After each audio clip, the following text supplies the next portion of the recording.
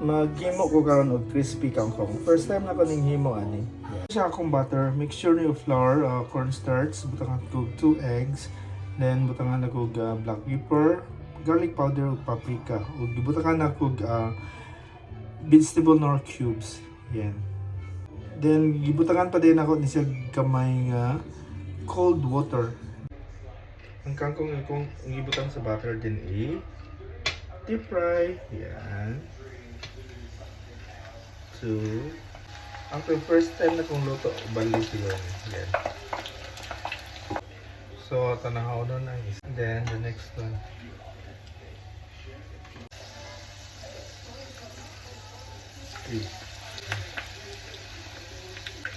So, another batch.